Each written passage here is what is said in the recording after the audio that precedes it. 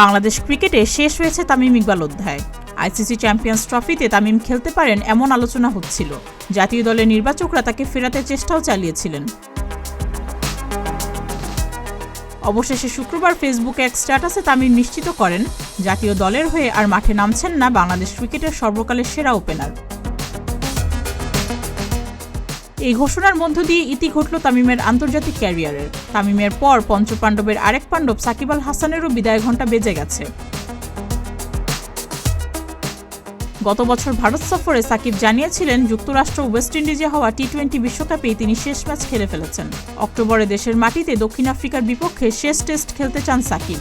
এরপর তার ফেরা নিয়ে যা ঘটেছে তা সবারই জানা। ঘরের মাঠে বিদায় টেস্ট খেলার ইচ্ছা তার পূরণ হয়নি। ফলে বলা যায় সাদা পোশাকেও শেষ হয়ে গেছে সাকিবের ক্যারিয়ার। আইসিসি চ্যাম্পিয়ন্স ট্রফি দিয়েই ক্রিকেটকে বিদায় জানানোর ইচ্ছা ছিল সাকিবের।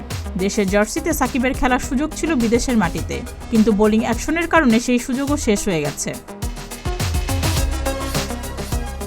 আন্তর্জাতিক ক্রিকেটে নিষিদ্ধ হয়েছে সাকিব আল হাসানের বোলিং।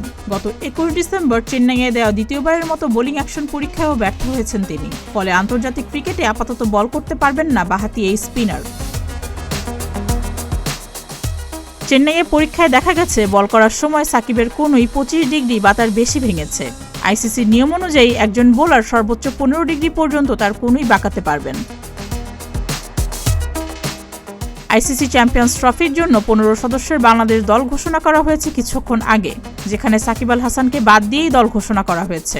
তাই বলাই যায় বাংলাদেশ ক্রিকেটে সাকিব আল হাসান অধ্যায় শেষ হয়েছে। চ্যাম্পিয়ন্স ট্রফি শুরু হবে আগামী 19 ফেব্রুয়ারি। হাইব্রিড মডেলের এই টুর্নামেন্ট হবে পাকিস্তান ও দুবাইয়ে।